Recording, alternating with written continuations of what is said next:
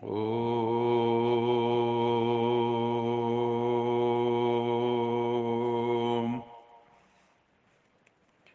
शांति।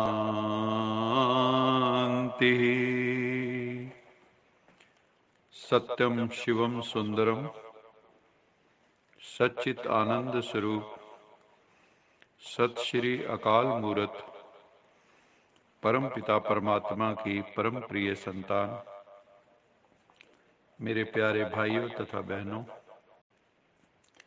परम पिता परमात्मा ने हमें अनेक आध्यात्मिक खजाने दिए हैं। जैसे ज्ञान का खजाना, दिव्य गुणों का खजाना, शक्तियों का खजाना, श्रेष्ठ संकल्पों का खजाना, खुशी का खजाना, प्रेम का खजाना, आनंद का खजाना, पवित्रता का खजाना, आदि आदि लंबी लिस्ट। इस समय परमपिता परमात्मा हमारी पालना इन्हीं ईश्वरीय खजानों से कर रहे हैं। भगवान शिव कहते हैं, मीठे बच्चे, तुम्हारा कर्तव्य है सर्व आत्माओं की भी पालना इन्हीं ईश्वरीय खजानों से करनी है। इस समय श्रीमत पर चलकर तुमको बहुत पुरुषार्थ करना है, अन्य आत्माओं की सेवा करनी है, ईश्वरीय सर्विस पर बच्चों को पूरा ध्यान देना है और एक परम पिता परमात्मा को याद भी करना है। श्वासोश्वास, श्वास श्वास सिमरो गोविंद, मन अंतर की उतरी चिंद। अगर हम श्वास श्वास उस परम पिता परमात्मा को याद करेंगे, शिव बाबा को याद करेंगे, तो सारी चिंताओं से मुक्त हो जाएंगे, क्योंकि परम पिता परमात्मा है चिंतामणि। अपना अनादि रूप निराकार ज्योति स्वरूप आत्मा है और अपना आदि स्वरूप जो सृष्टि के आदि में था वो है दिव्य स्वरूप देवी देवता रूप। दोनों स्वरूप अगर हमारी स्मृति में रहें, ज्योति स्वरूप और देव स्वरूप, ये तभी हमारी स्मृति में रहेंगे जब नॉलेज की लाइट माइट के आधार से सोल कॉन्शियस स्थिति में रहने का हमें अभ्यास होगा।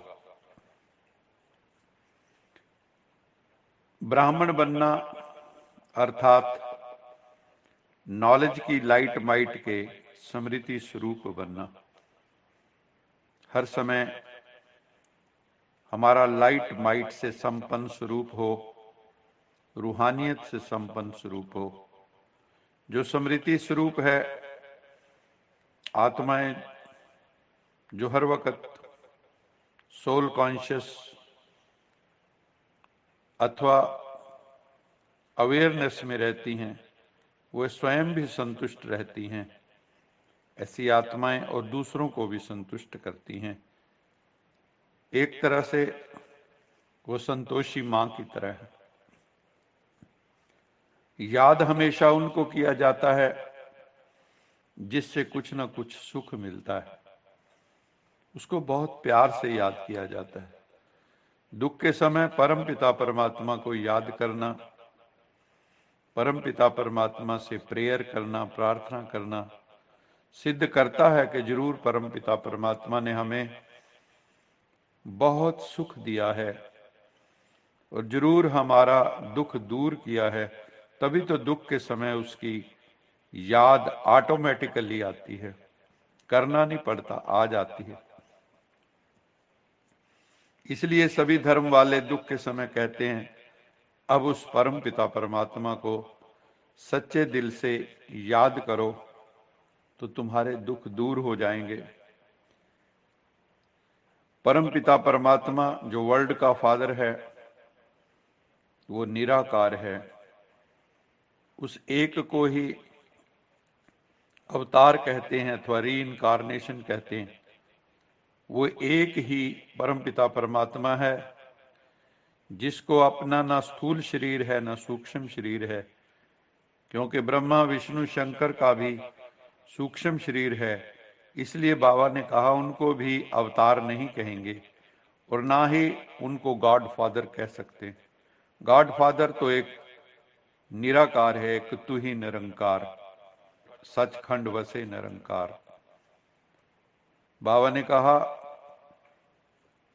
माया बड़ी प्रबल, श्रीमद् भगवत गीता में भी आया है, मम माया दुरत्तया, माया बड़ी दुस्तर है, परंतु जो मेरी शरण में आ जाते हैं वो इस माया को पार कर जाते हैं, वो मायातीत हो जाते हैं, वो माया जीत हो जाते हैं।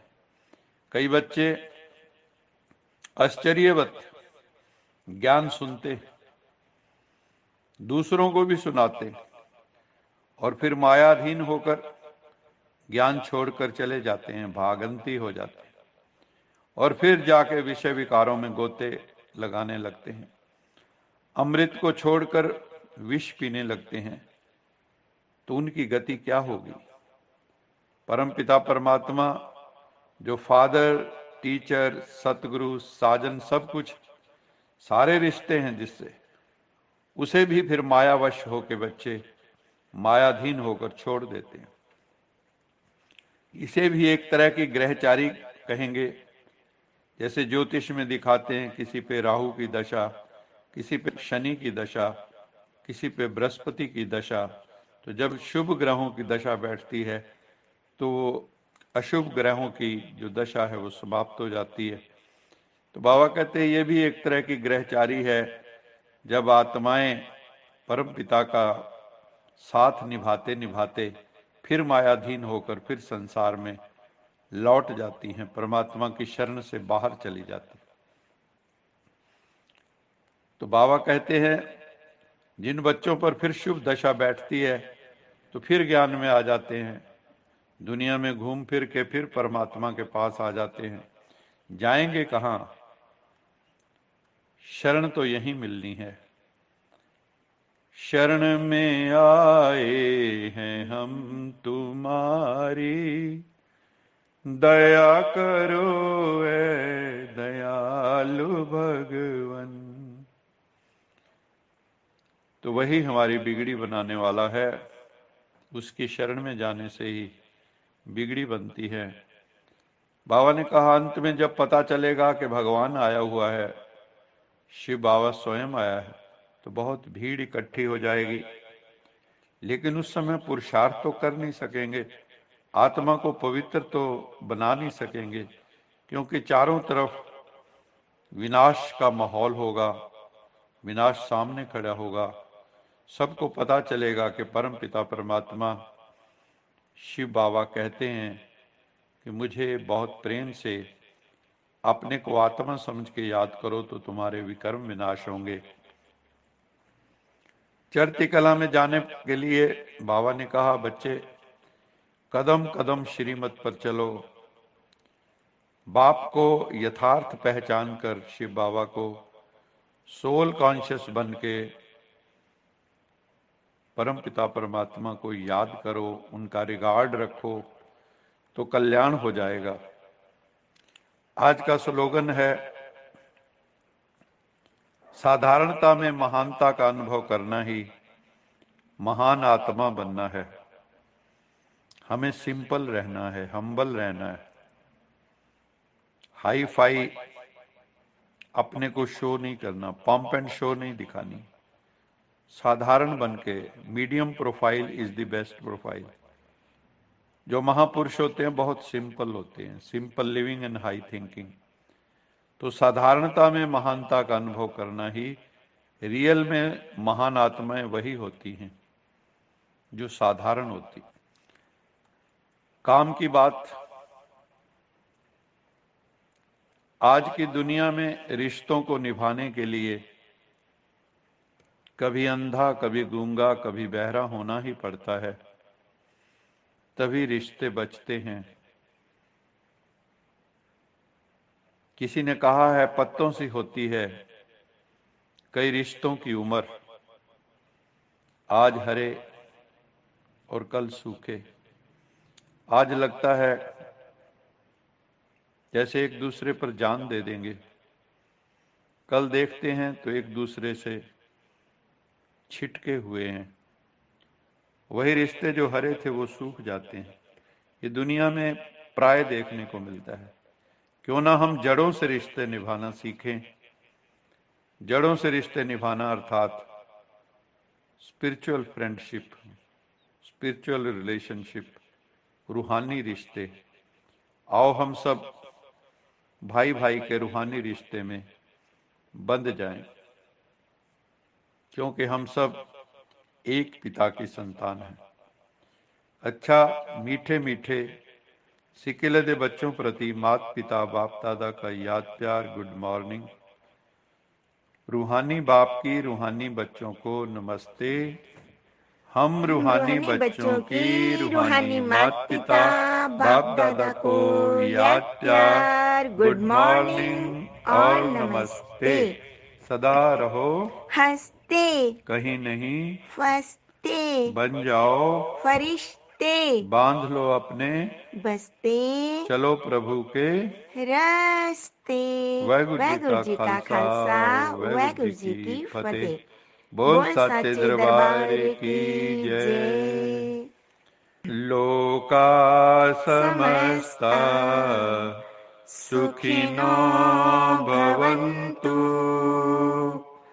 लोका समस्ता सुखिनो भवन्तु।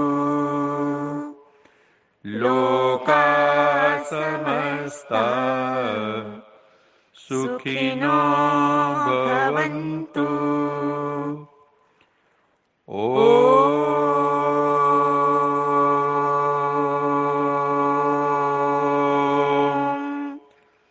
शांति शांति शांति।